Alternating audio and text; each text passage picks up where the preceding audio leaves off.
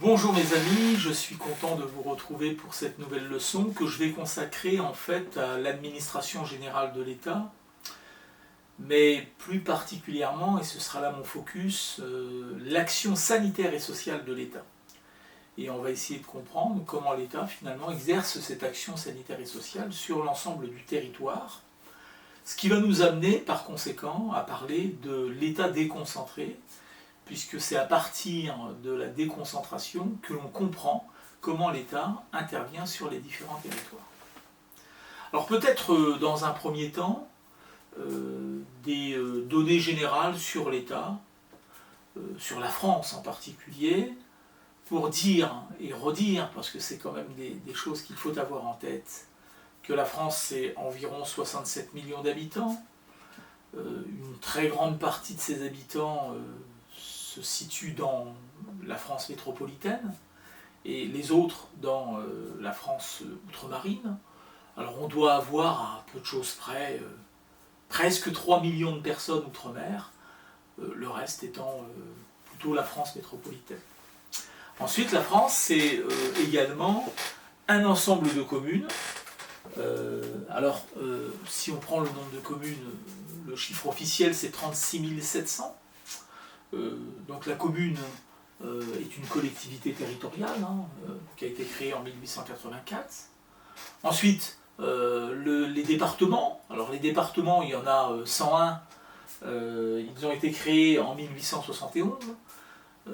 Et sur les 101 départements français, il y en a 95 qui sont métropolitains, 6 qui sont outre-marins. Et puis enfin, la France, c'est un ensemble de régions. Donc au total il y a 18 régions en France, il y en a 13 qui sont métropolitaines et 5 qui sont outre-marines. Voilà en gros le tableau de la France, on va dire, au niveau de sa population et en gros au niveau des 3 échelons administratifs qui existent en France.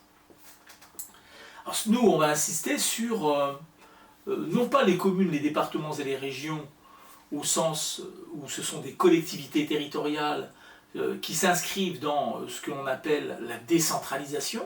Ce n'est pas tellement notre sujet du jour. Notre sujet du jour, c'est plutôt l'État déconcentré. Et donc, c'est principalement la question de savoir quels sont les différents niveaux de l'État, puisque, en effet, quand vous réfléchissez l'État en termes de niveau, je dirais, vous avez le niveau central de l'État, et ce niveau central, eh bien, vous le retrouvez au travers des ministères et des directions générales. Ensuite, vous avez un niveau inférieur qui est le niveau régional de l'État. Vous allez retrouver le niveau régional de l'État au travers du préfet de région, mais aussi au travers des directions régionales. Et enfin, il y a le niveau départemental de l'État, où vous allez retrouver le préfet de département et bien sûr les directions départementales. Donc voilà ce qu'est l'État déconcentré. C'est cet État qui est présent dans les régions et dans les départements, au travers des différentes instances que j'ai citées préalablement. C'est ce que l'on appelle l'État déconcentré. Alors, l'idée générale quand on parle de l'État déconcentré, c'est comment l'État applique sa politique nationale au niveau régional et au niveau départemental. C'est ça l'idée générale. Donc en fait, l'État déconcentré, c'est un État finalement qui délègue des compétences à des agents de l'État, et ces agents de l'État représentent l'État, soit au niveau de la région, soit au niveau du département. La chose la plus simple à comprendre, c'est le préfet. Quand vous rencontrez un préfet de région, vous rencontrez en fait l'État au niveau régional. Quand vous rencontrez un préfet de département, vous rencontrez finalement l'État au niveau d'un département. Voilà, c'est ça l'idée générale. Donc on voit bien que l'État va mettre en application sa politique nationale au niveau des régions et des départements par le biais de certains agents qui sont chargés de représenter cet État et qui se sont vus déléguer un certain nombre de compétences. Alors que, et on le verra plus tard, la décentralisation, ce n'est pas une délégation de compétences, c'est un transfert de compétences, ce qui n'est pas du tout la même chose. Mais restons concentrés sur la déconcentration de l'État et voyons d'abord le premier niveau dont je vous parlais tout à l'heure. Je vous disais, le premier niveau, c'est le niveau central de l'État. Et le niveau central de l'État, vous le retrouvez au travers, bien entendu, des ministères, mais vous le retrouvez aussi au travers des délégations générales, en fait. Alors, si on prend un exemple simple, il faut comprendre que les ministères ne sont pas définis par la Constitution. Autrement dit, chaque gouvernement crée les ministères qu'il pense être les meilleurs pour mener à bien son programme, en fait. Donc, il n'y a pas dans la Constitution d'obligation d'avoir tel type de ministère ou tel autre type de ministère. En règle générale, outre les ministères classiques comme le ministère de la Défense, de la Justice, tous les ministères qui représentent en fait les pouvoirs régaliens de l'État, en règle générale, les autres ministères connaissent des dénominations variables et le nombre de ministères est aussi très variable. Par exemple, le gouvernement Édouard Philippe compte actuellement 17 ministrants. Vous voyez, 16 ministres, pardon, alors que le gouvernement Valls, par exemple, en comptait effectivement un peu plus, puisqu'il en comptait 17. Donc on n'a pas d'obligation d'avoir 16 ministères, 17 ministères ou 18 ministères. Vous découpez les choses un peu comme vous l'entendez. Bon, ça, c'est déjà un premier point. Ensuite, au niveau de chaque ministère, il y a des directions générales et des services qui sont effectivement habilités pour mettre en œuvre, si vous voulez, les politiques qui sont décidées au niveau des ministères. Alors je vais vous donner quelques exemples. Si je prends le ministère des Solidarités et de la Santé, c'est-à-dire celui d'Olivier Véran, que le ministre des Solidarités et de la Santé, c'est Olivier Véran, il faut savoir que sous la responsabilité directe de ce ministère, il y a un certain nombre de directions générales et de services. Par exemple, dans notre domaine, il y a une direction générale de la cohésion sociale. C'est Madame Virginie Lasserre qui est la directrice générale de la cohésion sociale en France. Il y a aussi une direction de la sécurité sociale. C'est Madame Mathilde Lignot-Leloup qui est en charge de cette direction de la sécurité sociale. Il y a, et là vous l'avez vu avec la crise du Covid-19, un directeur général de la santé, puisqu'on avait sans cesse à la télévision celui qui venait nous annoncer le nombre de morts quotidien, etc. C'est M. Jérôme Salomé, par exemple. Jérôme Salomon, qui est un professeur de médecine, mais voilà, directeur général de la santé. Vous avez aussi la direction de la recherche, de l'évaluation des études et des statistiques, la DRES, sous la responsabilité de Fabrice Langlard, par exemple, ou encore l'IGAS, l'inspection générale des affaires sociales, sous la direction de Nathalie Détré. Donc vous voyez que finalement, les ministères sont organisés de telle manière qu'il y a des directions générales, et puis ensuite des organigrammes par direction générale plus ou moins complexes. Donc là, vous êtes au niveau central. En effet, si vous serrez la main, si vous préférez, de Jérôme Salomé, vous serrez la main finalement de l'État, d'une certaine manière, puisque lui, en tant que directeur général de la santé, eh bien, représente l'État, mais vous êtes au niveau central de l'État. Donc vous êtes au niveau de la tête de l'État quand même. Bon, voilà. Voilà pour cette première précision. Retenez bien qu'il n'y a pas dans la Constitution, il n'y a pas du tout dans la Constitution, il n'y a pas d'obligation de créer tel type de ministère ou tel autre type de ministère.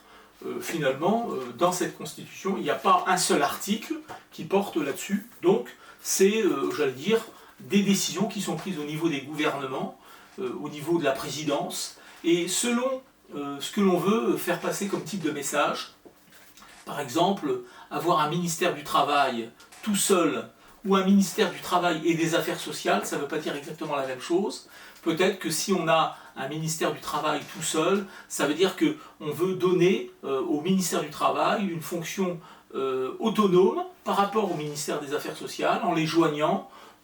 Ça peut vouloir dire que finalement on mélange un peu les deux et on ne sait pas trop lequel est prioritaire par rapport à l'autre. Voilà. C'était un peu une analyse sauvage, mais c'est pour vous dire simplement que on peut interpréter et faire un travail d'interprétation des dénominations ou des titres qui sont donnés au ministère pour essayer de deviner peut-être au travers de ces titres et dénominations les priorités qu'on va donner au niveau d'un gouvernement à tel ou tel aspect des questions sociales ou des questions de santé, etc. etc. Voilà en gros ce qu'on peut dire là-dessus. Ensuite, vous avez toujours l'État, mais l'État au niveau régional. Au niveau régional, l'administration régionale de l'État. Alors là, au niveau des régions, on le disait tout à l'heure, vous avez d'abord le préfet de région qui intervient, et le préfet de région, il a sous son autorité 6 directions régionales. Il n'y en a pas 7, il n'y en a pas 8, il y en a 6. 6 directions régionales. Alors je vais vous les citer, on ne va pas non plus les analyser une par une, mais simplement pour que vous les ayez en tête, la présence de l'État au niveau des régions. Par exemple, la direction régionale des finances publiques, qu'on appelle la DRFIP, la direction régionale de l'alimentation, de l'agriculture et de la forêt, la DRAF, avec 2 A, la direction régionale des affaires sociales, qui nous intéresse également. Alors attendez, pardon, autant pour moi, la direction régionale des affaires culturelles, pardon, la DRAC, qui est aussi une direction qu'on connaît un peu. Ensuite, vous avez la direction régionale de l'environnement, de l'aménagement du territoire et du logement, la DREAL, la direction régionale de la jeunesse, des sports et de la cohésion sociale, c'est celle-là que je voulais signaler tout à l'heure, c'est la DRJSCS, et enfin vous avez la direction régionale des entreprises, de la concurrence, de la consommation, du travail et de l'emploi, la DIRECT avec 2 C, donc la DIRECT qui est cette dernière direction régionale. Donc à chaque fois que vous avez en face de vous une personne, le directeur régional des finances publiques par exemple, ou une personne qui travaille au sein de la direction régionale des finances publiques, vous avez en face de vous un fonctionnaire de l'État, puisque en effet, ces directions régionales ne sont pas constituées de fonctionnaires régionaux, ce n'est pas des gens qui travaillent pour la région au sens collectivité territoriale, ils travaillent pour l'État et ils représentent l'État au niveau de la région. Alors toujours sous l'autorité du préfet, vous trouvez aussi l'agence régionale de santé, évidemment, mais aussi le rectorat. Voilà pour ce qui est de la présence de l'État au niveau des régions. Alors je signale simplement pour, je dirais, un peu une mise à jour, que depuis le 1er janvier 2020, nous avons aussi 18 régions académiques. Donc là, c'est plutôt l'éducation nationale au niveau des régions, mais aujourd'hui, depuis le 1er janvier 2020, il existe des directeurs régionaux, en fait, au niveau de l'éducation nationale, et donc des directeurs régionaux académiques. C'est une nouveauté un peu de la loi. Depuis la loi sur les régions, vous savez qu'on est passé de 22 régions à 18 régions, puisque je vous le disais tout à l'heure. Et effectivement, voilà. Donc depuis cette loi de 2015, il y a eu une certaine transformation du paysage administratif français, et nous avons désormais des directeurs régionaux académiques pour l'éducation nationale. Ensuite, vous avez l'administration départementale de l'État. Alors là, c'est l'État présent au niveau du département. Et là, c'est pareil. Vous avez donc le fameux préfet de département, on l'a bien compris. Et vous avez également des directions départementales qui sont sous l'autorité du préfet de département. Il y en a 5. On a vu, on vient de voir qu'il y avait 6 directions régionales. Et bien sachez qu'il y a 5 directions départementales qui sont directement sous l'autorité du préfet de département. Alors je vous les cite, la direction départementale des finances publiques, la DDFIP, la direction départementale de la protection des populations, la DDPP, la direction départementale des territoires, la DDT, la direction départementale de la cohésion sociale, la DDCS, et la délégation départementale de l'agence régionale de santé, la DDARS. Alors je vous donne une petite indication complémentaire. Lorsque vous êtes dans un département qui compte plus de 400 000 habitants, vous avez en effet une direction départementale de la protection de la population et une direction départementale de la cohésion sociale. En revanche, quand vous êtes dans un département de moins de 400 000 habitants, vous avez une DDCSPP qui est rien d'autre que la fusion de la direction départementale de la protection de la population et de la direction départementale de la cohésion sociale. Donc voilà, ça c'est un point un peu technique, mais enfin ça vous permet de comprendre pourquoi dans certains départements vous avez une DDCSPP, alors que dans d'autres vous avez deux directions départementales distinctes, une pour la protection de la population, une pour la cohésion sociale. Enfin, je vous donne cette indication complémentaire, l'inspection académique dépend aussi du préfet de département. Donc on a vu que désormais, depuis la loi du 7 août 2015 sur les régions, voilà, la création des nouvelles régions, des grandes régions, eh bien sachez que désormais vous avez une direction régionale académique, mais aussi une direction départementale au niveau académique qui est représentée par l'inspection académique. Voilà ce qu'il faut retenir. Et surtout l'idée selon laquelle l'État, pris dans le sens de collectivité publique, prend toujours une majuscule, ça c'est très important, mais aussi une donnée importante, les personnes qui travaillent au niveau de la déconcentration de l'État ne sont pas des fonctionnaires de la région ou du département, mais bien des fonctionnaires, effectivement, de l'État. Donc ça, c'est important. Après avoir un peu dégrossi les choses, je dirais ça comme ça, on va s'intéresser maintenant à l'action sanitaire et sociale de l'État, mais au niveau des régions et au niveau des départements. Autrement dit, il s'agit de traiter la question de la déconcentration de l'État en matière sanitaire et sociale. C'est un peu ça l'idée générale.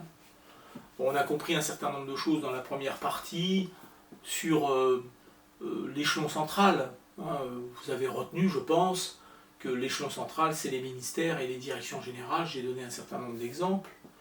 Vous avez, je pense, retenu aussi le fait que les ministres, leur dénomination n'est pas réglementée finalement par la loi. Il n'y a pas d'obligation d'appeler un ministère de telle façon ou de telle façon. Les seuls ministères, je le redis encore une fois, qui portent très souvent, voire quasiment toujours le même titre, c'est le ministère de la Défense par exemple. Je n'ai pas en tête un ministère de la Défense qui aurait un autre titre. Pareil pour le ministère de la Justice. Souvent, voilà, ces ministères-là, leur dénomination reste identique. Mais en revanche, rappelons-nous par exemple, je ne sais pas moi, le gouvernement Valls, il y avait un ministre des Affaires sociales et de la Santé, c'était Madame Touraine par exemple. Marisol Touraine était ministre des Affaires sociales et de la Santé. Dans le gouvernement Édouard Philippe, on a un ministre aujourd'hui qui est le ministre des Solidarités et de la Santé, c'est monsieur Olivier Véran, vous voyez, c'est pas le même titre. Et les fonctions du ministère, en fait, peuvent aussi varier, ça dépend un peu de la façon dont on conçoit les choses au niveau des gouvernements. Voilà. Donc, le niveau central, je pense qu'on l'a suffisamment développé. Je vous ai donné quelques exemples de direction générale. Voilà. Ça constitue le niveau central en matière d'action sanitaire et sociale. Par exemple, la direction générale de la santé, de la cohésion sociale. Donc, vous voyez bien, c'est notre ministère des affaires, notre ministère des solidarités et de la santé qui a des directions générales qui lui sont rattachées. Alors voyons un peu maintenant ce qu'il en est de de la déconcentration finalement de l'action sanitaire et sociale de l'État. Alors au niveau de la région d'abord, et au niveau de la région, je vous dirais que, on l'a dit tout à l'heure, à la tête des régions, quelque part, il y a le préfet de région. Alors le préfet de région, en fait, il y a eu effectivement le redécoupage des régions, puisque aujourd'hui nous avons 13 grandes régions en métropole, vous le savez très bien, et 5 grandes régions outre-marines, donc ça fait bien 18 régions en effet. Donc à la tête de chacune de ces régions, il y a un préfet de région. Alors le préfet de région, c'est en fait le préfet du chef-lieu de la région. Pour ce qui est par exemple de la région Grand Est, qui fusionne en fait la région d'Alsace, la région Champagne-Ardenne et la région Lorraine, ces 3 régions ont fusionné pour donner naissance à notre nouvelle région qui est la région Grand Est. Et notre préfet de région, je dirais, eh bien c'est le préfet évidemment du Bas-Rhin, puisque le Bas-Rhin c'est Strasbourg, et c'est effectivement le siège régional. Et donc c'est Josiane Chevalier qui est en fonction depuis le 15 janvier 2020. Voilà pour ce qui est du préfet de région. Mais bien sûr, Madame Josiane Chevalier a 2 casquettes. Elle est à la fois préfet de région, donc elle représente la région, enfin elle représente l'État au niveau de la région, mais elle est aussi, bien entendu, préfet de département. Donc elle a une double casquette.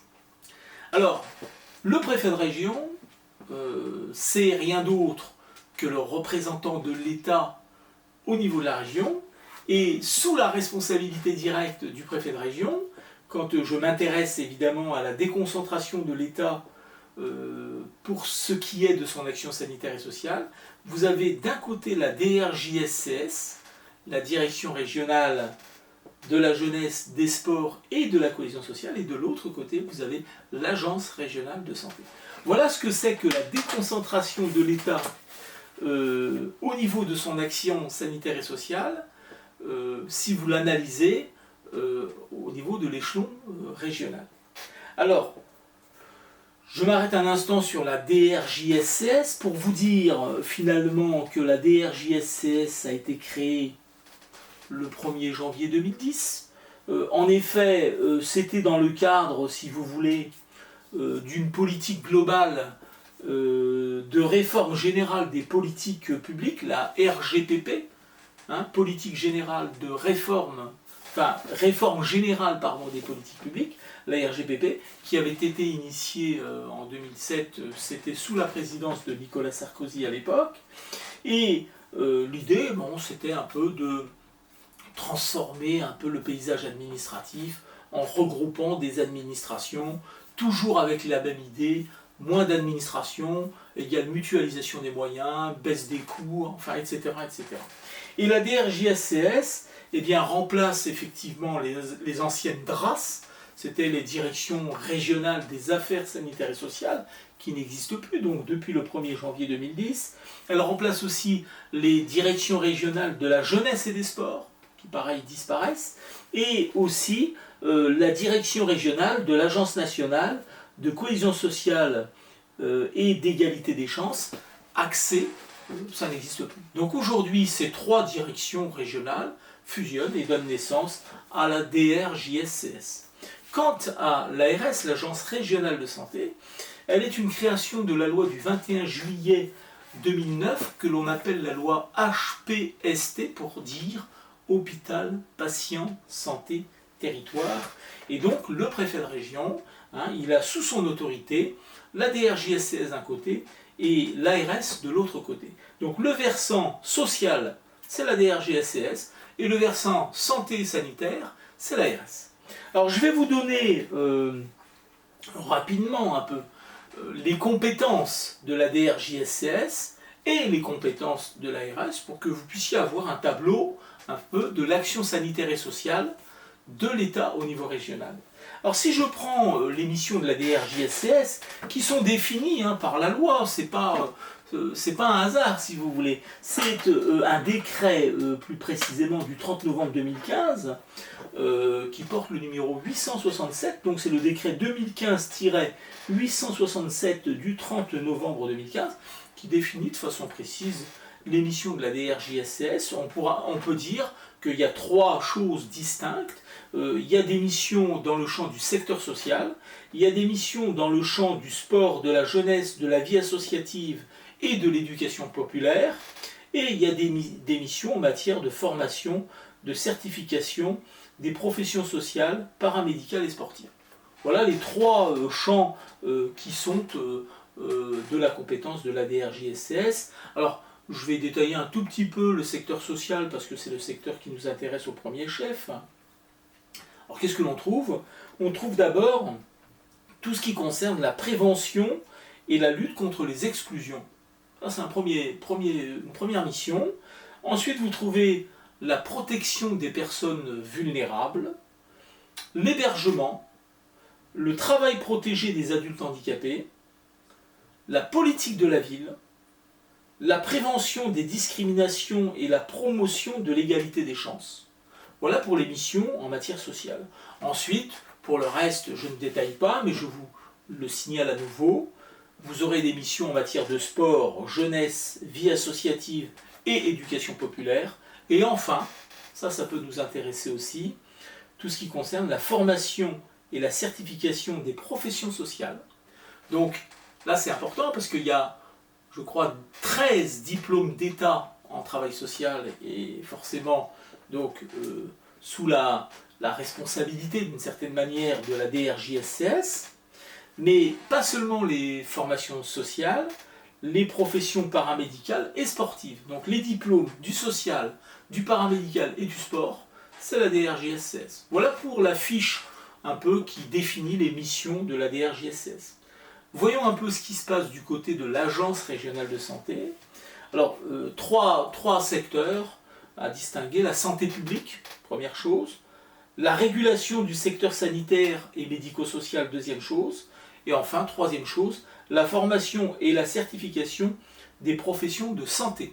Voilà les trois domaines dans lesquels est compétente l'Agence régionale de santé.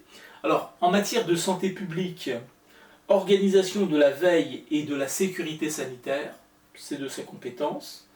Définition, financement et évaluation des actions de prévention et de promotion de la santé, également de sa compétence. Et troisièmement, anticipation et gestion des crises sanitaires. Je pense que là, on a un exemple, j'allais dire malheureusement concret, mais on a un exemple concret. Anticipation et gestion des crises sanitaires, ça fait partie des missions très importantes des agences régionales de santé.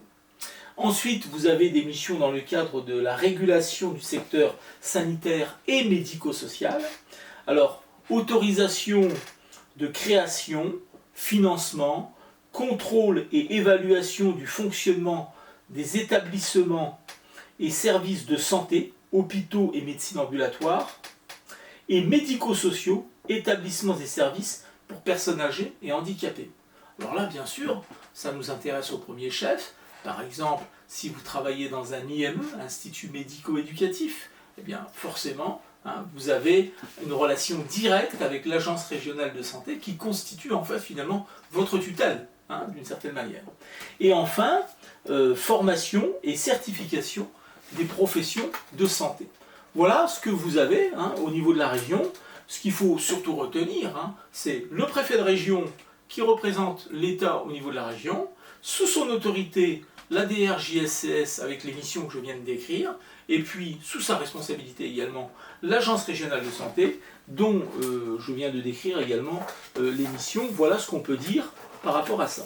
Ensuite, même raisonnement avec le département. Donc il s'agit d'étudier, je le redis, la présence de l'État dans les départements, qui se fait au travers, donc cette fois-ci, du préfet de département, et vous allez avoir sous l'autorité directe du préfet de département la direction départementale de la cohésion sociale, la DDCS, et vous aurez de l'autre côté la DDARS, qui est la délégation départementale de l'Agence régionale de santé. Alors, on ne va pas insister, puisque vous avez compris que la DDCS et la DDRS sont en lien direct avec la DRJSCS et l'ARS au niveau régional, puisque en fait il s'agit des politiques nationales déclinées cette fois-ci au niveau départemental, puisque en effet la DDCS et la DDARS mettent en œuvre les compétences de la DRJSCS et de l'ARS, mais au niveau départemental. Donc là-dessus, ça va beaucoup plus vite, il n'y a pas d'indication complémentaire à donner. Donc je résume ce que l'on a dit depuis le début.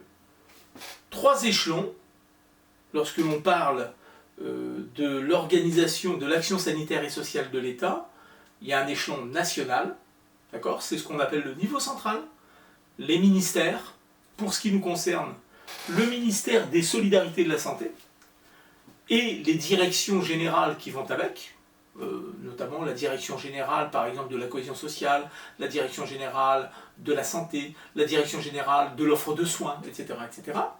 Ça c'est le niveau central. Ensuite vous avez un niveau déconcentré, un premier niveau déconcentré au niveau de la région.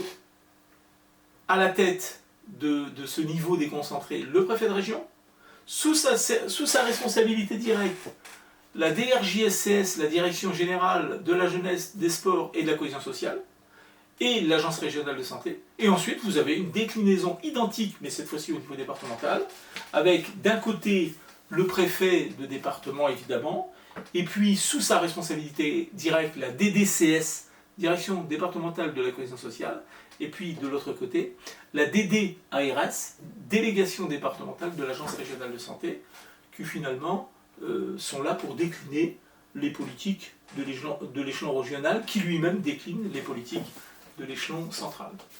Voilà mes amis pour cette leçon, dont l'objectif, je le rappelle, est de débroussailler un peu les choses, c'est-à-dire de dégrossir un peu les choses, pour que vous ayez un peu une vision globale de ce qui se passe. Là, j'ai étudié un ministère, le ministère ici, on va dire, du social. Alors là, il s'appelle ministère des Solidarités et de la Santé, mais il pourrait s'appeler autrement, c'est pas le problème. Et j'ai essayé de vous montrer comment l'action sanitaire et sociale de l'État se décline, premièrement au niveau central, deuxièmement au niveau territorial, avec l'échelon régional d'abord et l'échelon départemental ensuite. Voilà mes amis, j'espère que vous avez compris ce dont il s'agissait. À bientôt!